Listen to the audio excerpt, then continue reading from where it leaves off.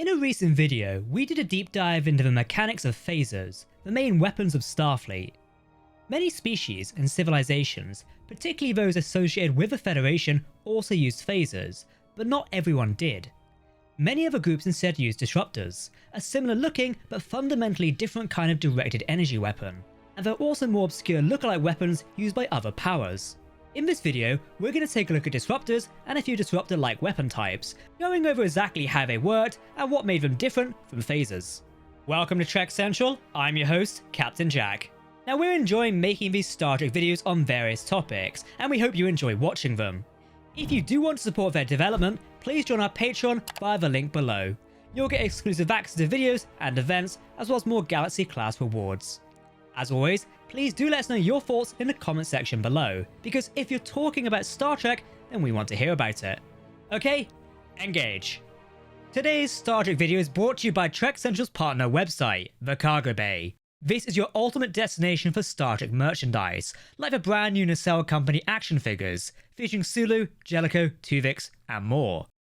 The Cargo Bay also has a range of Star Trek themed PC accessories, like Klingon keyboards, mousepads, and even limited edition Star Trek Starship models.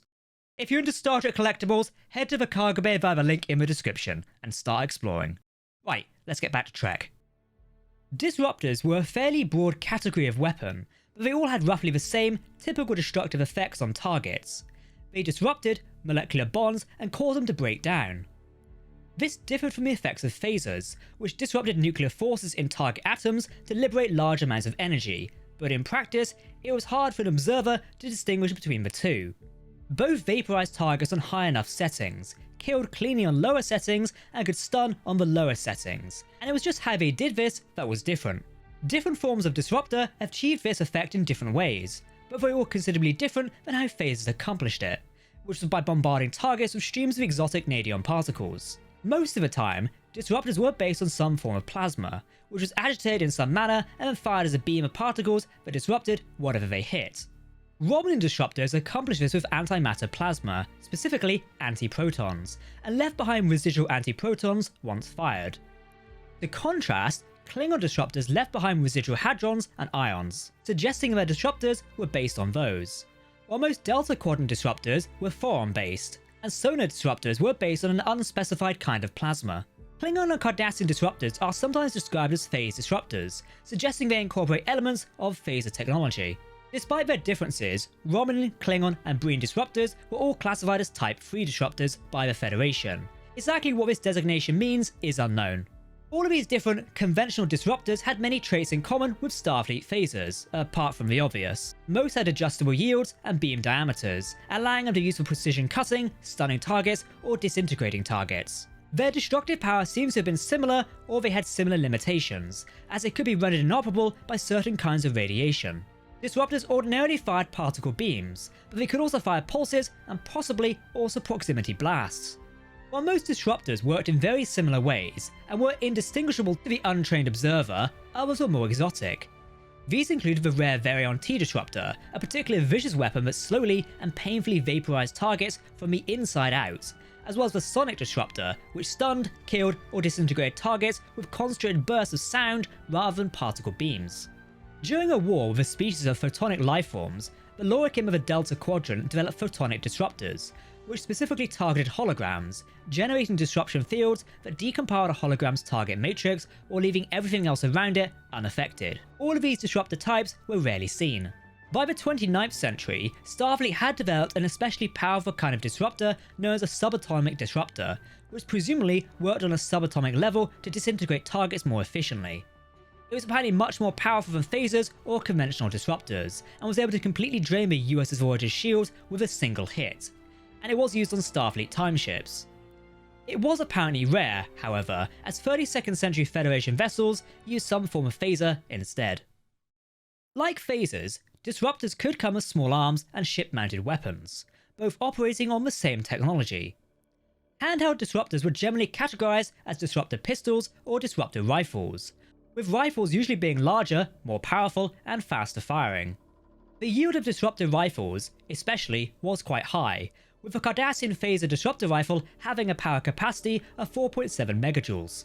Unlike Starfleet phasers, which had 16 precisely adjustable settings, most Disruptor small arms only had a few settings. For example, most Disruptor pistols only had 2 modes: stun, which stunned the target, and kill, which vaporized the target. Some Disruptors, notably including Romulan Disruptors, didn't have a stun setting at all, though the Disruptor rifles had multiple kill settings, with the lower settings rupturing the target's organs but not disintegrating them. Disruptor rifles often had more complicated settings, but not always. Cardassian phased Disruptor rifles, for instance, only had the standard stun and kill settings. The Plasma Disruptor rifles carried by the Jem'Hadar had an additional burst setting on top of the standard stun and disintegrate settings, which killed the enemies slowly by inflicting lethal wounds, and lacing them with anticoagulants, causing the victim to bleed out if the shot failed to kill them. The most common kinds of these weapons differed primarily in aesthetics, with the Klingons, Romulans, Cardassians, and others all having their own distinctive Disruptor styles. The beams fired by these weapons were often different colours. While Romulan Disruptor small arms and many ship-based Disruptors typically fired green or blue Disruptor beams, for instance, Cardassian phased Disruptors typically fired yellow or purple beams, while Sonar Disruptors fired yellow beams.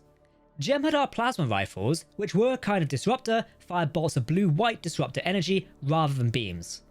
While most handheld Disruptors were more powerful than their phaser counterparts, this wasn't always the case. Delta Quadrant 4 Disruptors were known to be unstable, less clean than phasers, and slower to fire than some other Disruptor or phaser types. Like with phasers, large Disruptors could also be mounted onto ships as part of Disruptor banks, Disruptor arrays, or Disruptor cannons.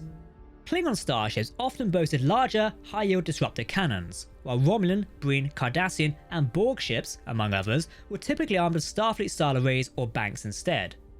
Large, powerful Disruptors could also be installed on space stations or planetary surfaces as defensive weaponry, such as the Cardassian System-5 Disruptor.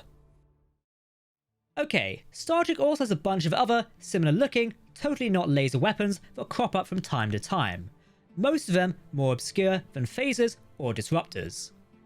Among the more common examples were plasma weapons, a broad category that included some phasers and Disruptors. Ferengi phasers, for instance, were considered both phasers and plasma weapons, as they fired forced plasma beams, while Jem'Hadar plasma rifles functioned as Disruptors, and many Disruptors appear to have been plasma-based.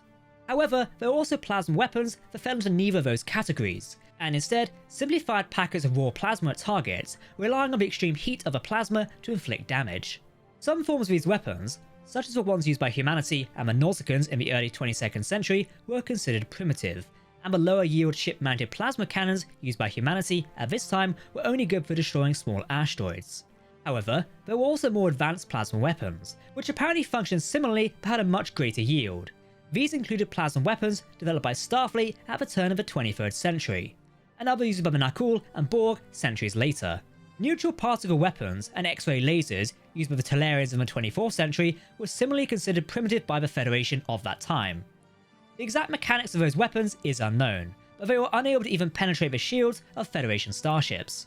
Another less powerful kind of directed energy weapon was the compressed Tetrion beam weapon, usually seen as a sidearm, which could inflict severe physical trauma on targets, but not to the extent of a full-powered phaser. Sometimes, these weapons were used because of their rarity and unique composition, which meant they weren't detected by conventional weapon scanners, allowing them to be smuggled more easily than phasers. Lastly, we have the phased Polaron beam weapon, an exotic and particularly powerful kind of directed energy weapon used by the Dominion. These were apparently mostly starship-mounted weapons, as Dominion small arms have been identified as plasma-based Disruptors instead. And during the early stages of the Dominion Cold War, they were especially devastating. The exact mechanics of phased Polaron beams are unknown, though judging by the name, they are likely fire beams of Polaron particles, which had disruptive effects similar to those of phasers and Disruptors. These beams were blue-white in colour, and when the Federation first encountered the Dominion, they had a unique property. They could penetrate most forms of deflector shields, allowing them to tear into enemy starships as if they were completely unshielded. Armed with such weapons, just a few Jem'Hadar fighters were all it took to destroy a Galaxy-class starship, putting the Dominion's enemies at a significant strategic disadvantage. Fortunately, for the peoples of the Alpha Quadrant and the Beta Quadrant, phased Polaron beams could only penetrate some shields, and the Federation were able to develop upgrades for its deflector shields that allowed them to stand up to phased Polaron weapons. This meant that, during the Dominion War, phased Polaron weapons effectively became just another directed energy weapon, just a little different from phasers or disruptors, though were still generally more powerful than either. Red alert! For Star Trek starships, action figures, and collectibles, check out our partner site, the Cargo Bay, now docked and ready. You'll find several of the starships featured in today's video available on the Cargo Bay's website. Hit the link in the description and explore. So that's a look at Star Trek's Disruptors. Don't forget, we've also taken a look at phasers here on the channel, as well as photon torpedoes. Do you have a bit of Star Trek technology you'd like us to take a look at? Comment down below.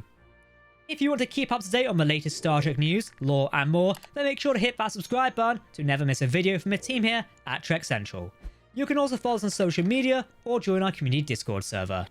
A big thank you to everyone who supports us on Patreon. Your support allows us to continue making these Galaxy-class videos. For now, I've been Captain Jack, thanks for watching, and we'll see you next time. Live long and prosper, my friends.